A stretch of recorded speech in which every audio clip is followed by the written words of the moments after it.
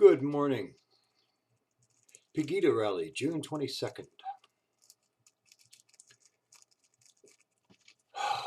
I don't know. Again, anybody who's looked up Pegida, and I'll go there again, look up their mandate, see what they have to say, and if you condemn them as fascist, they're not. Nazis, they're not. We're not. But the usual suspects were out there protesting, or counter-protesters, or just protesting our very presence. They don't want to hear about the dangers of Islam. Ms. Hill, who put this all together, God bless her, constantly talks, as I talk, as anybody with a brain understands the dangers of radical Islam and why we don't want it in Canada, liberals notwithstanding.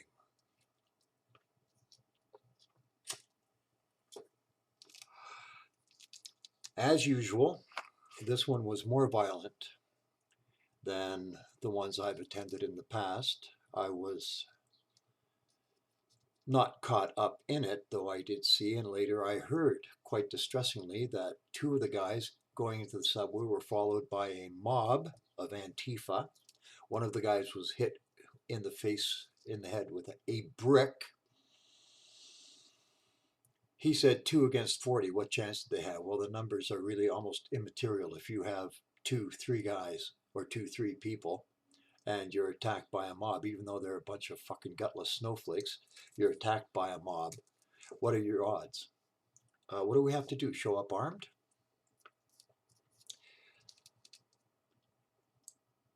When I grew up, you were not only allowed to disagree, if you could, you were encouraged to bring up alternative viewpoints. All that was asked of us was that it be supportable. You have evidence, you have material that supported your position. You weren't automatically downshouted because your viewpoints conflicted with the current narrative.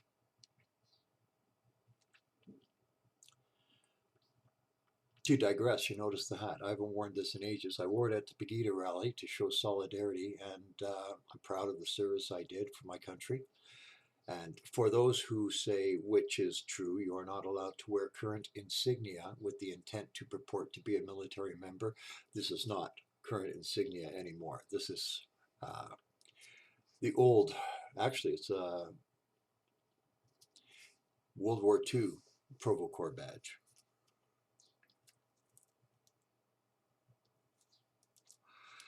So back to the attacks. I left early to go to the restaurant to get the tables set up for the bunch of us where we would meet usually and have, in the military we called it an after action report, but an after rally discussion about how things went. While we were sitting in there, through the mall, we saw a bunch of our people, Pegida people, and our supporters being followed by a whole mob of Antifa. They didn't come into the restaurant. But the Antifa types milled around the place constantly, in the mall, outside the mall. Mall security, God bless those people, came along and moved them out and told them basically, stay out. If you're here to cause trouble, stay out. So God bless mall security. One moron was sitting in there, and I didn't realize he was with them. He wasn't masked. Anyways, he looked over at me and shot me a finger. Oh, you shot me the finger. Oh, God. I'm going to have to go into therapy now. Asshole. Didn't walk over and say anything. Obviously, he just sat there from a distance and flipped me the bird. Like, you know.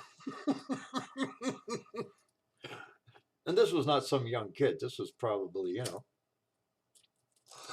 looked to be in his 30s. When is the government going to wise up and declare Antifa what it is? A domestic terror organization. When they start attacking peaceful protesters who are, well, and I can't even call it protest. Well, we are in a way protesters. We're protesting the Islamization of, the radical Islamization of Canada. special consideration being given to Muslims, the crimes that Muslims are committing in this country being glossed over or ignored by the media. What is it? I've said in previous posts, this is going to explode in their faces. We are not as compliant and complacent as Europeans. As a people, we are slow to anger. But there is a groundswell and people are getting angry. And people are going to get hurt. Now, the fact that Pegida was attacked and Pegida supporters were attacked by Antifa members, and we're always vastly outnumbered, but that's the only way they can come at you. They won't come at you one-on-one. No, you're talking about a bunch of gutless dogs who will attack as a pack because one-on-one, they're just such weenies, these little snowflakes. They need the crowd. We were talking about what is it with these kids? Because most of them are like, to us, kids. They're late teens, 20s. The scathing indictments I've done of the educational system, that it is indoctrination and no longer education, and stories I've heard, these were all older women. There was one other guy with us at the table, but they were mostly older women.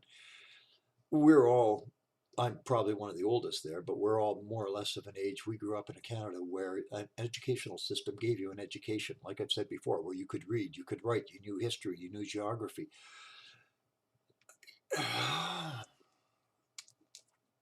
And now they're learning narratives. It's just, what was that in the paper recently? A child was kicked out of school because said there's only two genders, male and female. Well, there's only two genders, male and female. That's the end of it. The rest of it is all psychological psychobabble or psychological screw-ups. Are there physical chromosomal anomalies? Yes. I mean, the science has pretty well proved in the DNA with gene mapping and everything that there are certain anomalies within people who are off kilter in terms of gender. But a lot of it is psychological and a lot of it is choice, self-identify. Like really self-identify? Um, I don't know if it's true, but I read a case where a guy who self-identified as a female came into a female washroom, followed a young girl into a female washroom and wound up getting tuned up by daddy. That's going to be a great excuse for pedophiles, right? I self-identify. Oh, God.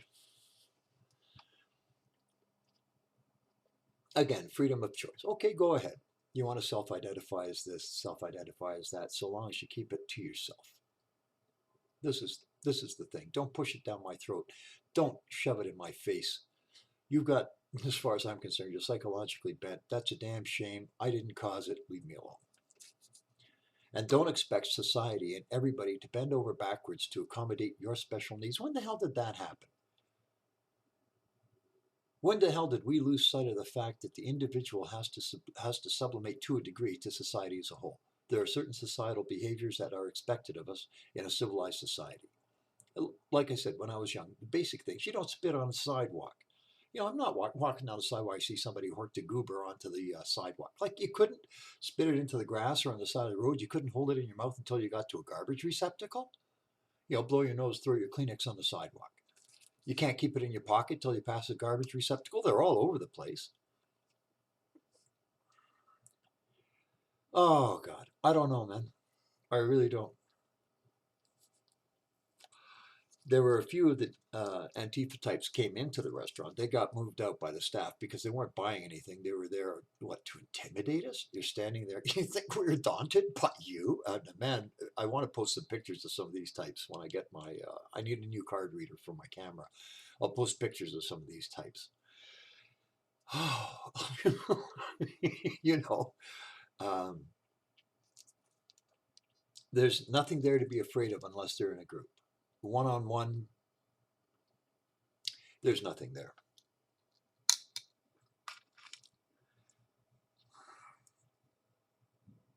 Jenny and some of the older women have been assaulted, pushed to the ground, assaulted, because you have an alternative viewpoint.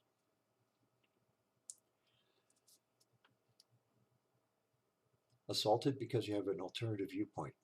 assaulted because you're bringing up, and this is not just an alternative viewpoint, it's all supported by fact and information. Factual information, factual data. But I don't like it, so I'm entitled to beat you up. I'm entitled to assault you because I don't like what you say. When did that happen to my Canada?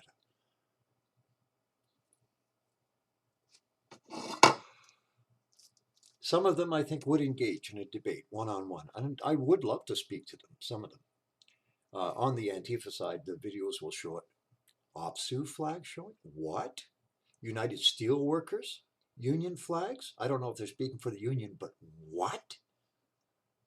Communist flags? Communist flags? What? LBGTQ? Fine. I got no problem with them. But they're sort of banded against Pegida also because we've been labeled, what, I don't know, homophobic? Well, I can't really get this. They are against Pegida, which is against the Islamization of the West and for the preservation of Canadian values. From the gay community, do you not realize that the very people you're supporting are the very people who would kill you because, and the hypocrisy of Islam, which I've talked about before, seeing the amount of homosexuality, which was pretty rampant in Saudi Arabia when I worked there, but it's tacitly accepted. A lot of the Yemenis were there working to make money so they could have a bride price to buy a decent bride when they got home. But for the interim, the boys would be playing slap and tickle among themselves. And it was tacitly ignored. I never got hit on, but some of the other guys got hit on by cab drivers and things like this, invited over to their place. Yeah, right, no thank you. And like I said, the hypocrisy of it, when they claim to be against homosexuals, so long as it's not overt, they just kind of wink, wink, nudge, nudge, let it go by. I'm trying to get still more information about the guys who were assaulted. They were there, Antifa was there, and their supporters looking for trouble. And they started to bring in brawlers. They're probably not even local, but they're bringing them in. They're bringing in brawlers who are there to scrap, not there to listen, not even there to protest. They're there looking for trouble. They're coming armed, bricks, probably more stuff, but they're coming there armed and looking for trouble. We're not. So who's the problem? The inverted logic, it was almost like Saudi logic. I got to tell you about Saudi logic. If you get into an accident in Saudi Arabia as a foreign worker, you will be arrested. So let's say you're stopped at a stoplight. Some guy piles into the back of you. You will be arrested. You will be arrested. And here's the reasoning. If you weren't in my country to get hit, then the accident would not have occurred, so it's your fault. Isn't that great logic? That's their logic.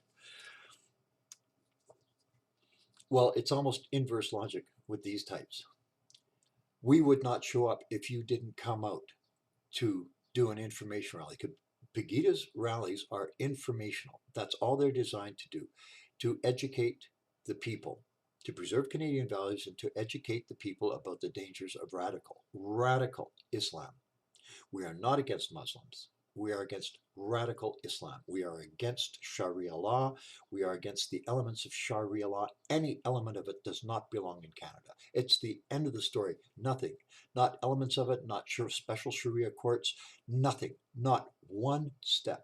Because every concession made has been met with a demand for more concessions and abuse of the concessions that were granted. This is a fact, and you need only look it up yourself. The mainstream media I have a serious problem with. I'm hoping the change of government will start to reverse this, but the mainstream media is incredibly compliant in and complicit in suppressing unpleasant facts about Muslim migrants, illegal immigrants. Call them what they are, illegal immigrants.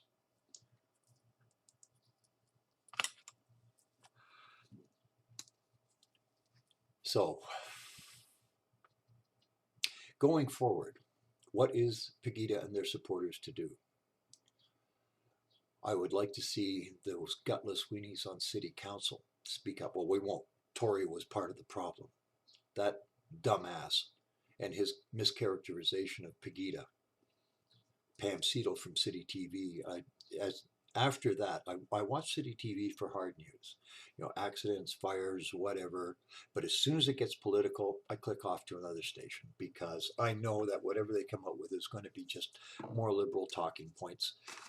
The days of ethical journalism, it appears to me, are long gone. Journalistic standards. Check out things. Well, the rebel is rabble rousing and sensationalistic, but I still like it because it's factual nonetheless. It might be inflammatory, but it is factual. They do stick to facts. They are Freebird Media, Alex Van Ham, great guy. He's got a lot to say, and it's worth listening to.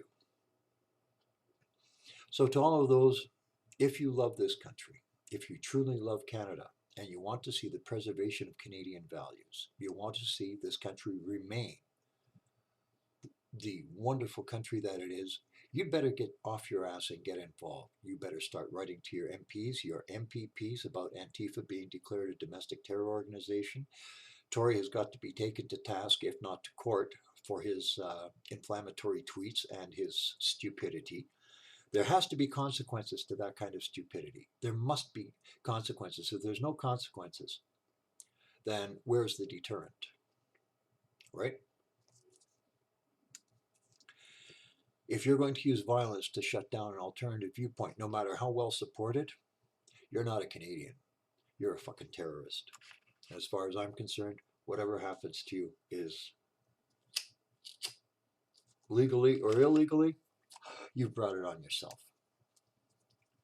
So that's my post for today, for this morning anyways. Thanks for watching.